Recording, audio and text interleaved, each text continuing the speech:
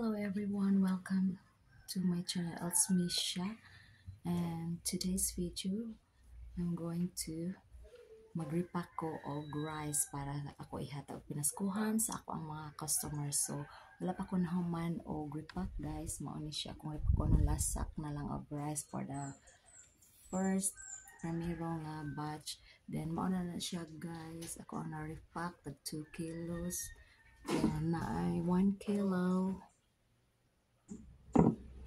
So, muna siya guys, every December, natagid ko og pinaskuhan sa ako ang mga customer.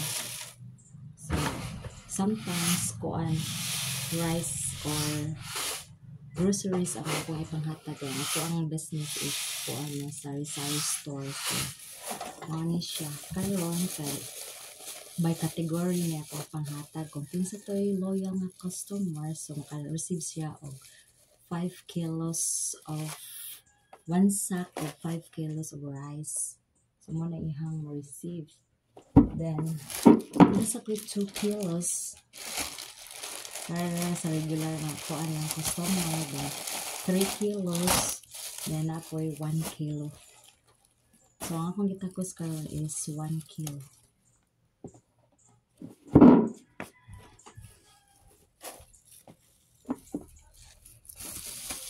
So, naanda na gini siya nako guys nga maghatag ko every year.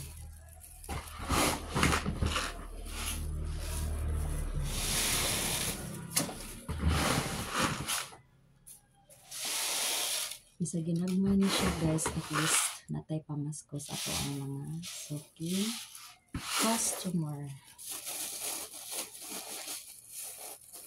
Bisa ginagmay, at least mahappy man po na sila if naay nadawat nga pinaskuhan gikan sa tindahan. Labi na kung nagsigil siya palit sa tindahan ulit.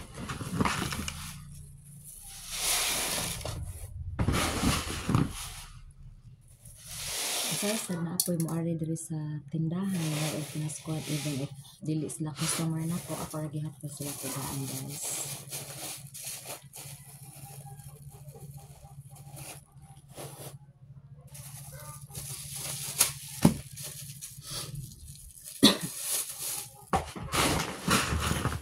Gahapon ang nagtakos nagtabang ako tapos ako ang pag-umangkon si Kirby.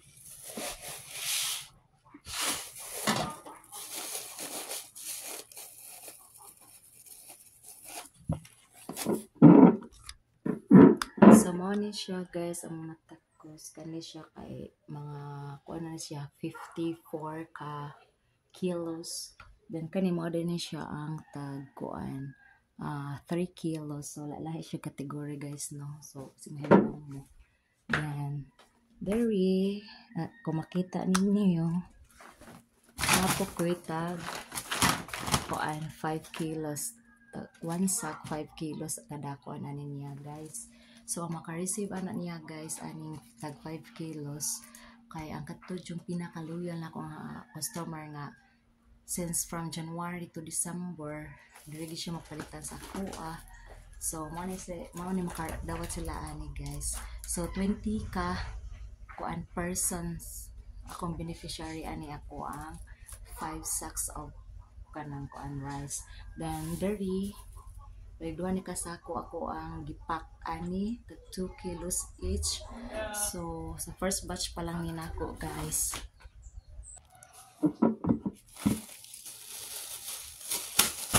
So continue taog guys.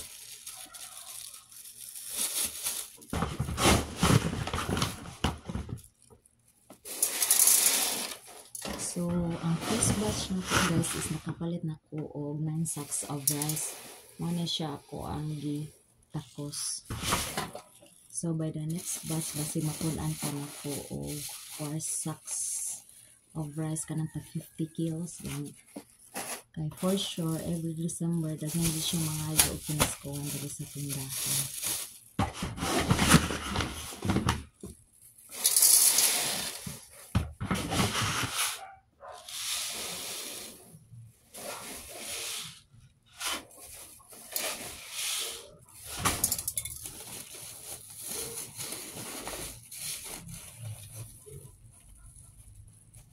So before Christmas ko manghatag kay panahon sa Christmas good. If during Christmas busy na kay ko sa tanan. So first week of December start 1 kay December 1 kay magsugod na ko manghatag ani nga bigas. Bisag wala ang Pasko.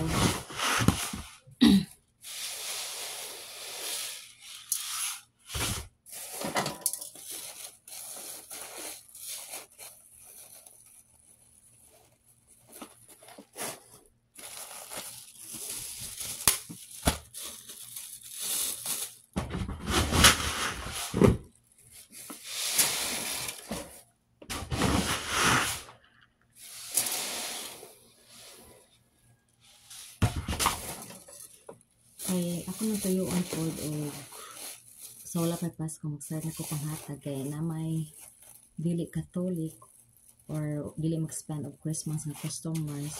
So mo nang maghatag na jud ko og daan kay dili na sila wala man sila Christmas di na sila modawat og Christmas gift ang katong dili mga Catholic. So mo mag-start jud ko og sayo-sayo panghatag sa wala pa Christmas.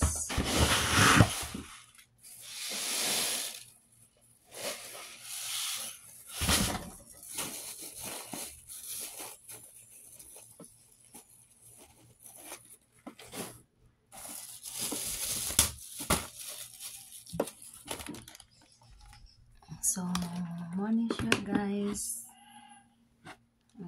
Kung nahimo, daghan abay-abay na po siya sa first batch. So, morning siya tanan. Sa pagkakaroon, ang second batch is unya na lang sa siya na ko. Ako sa i-dispose ang first batch niya kay medyo puno wala na space diri ang ako ang area. So, mamaya mo ang kuan di guys. Mo ni among living area.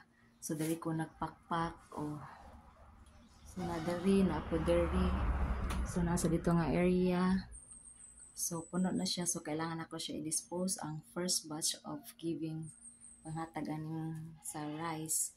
So, mo na siya guys. Thank you for watching. Bye. See you next video guys. Bye-bye. Love you.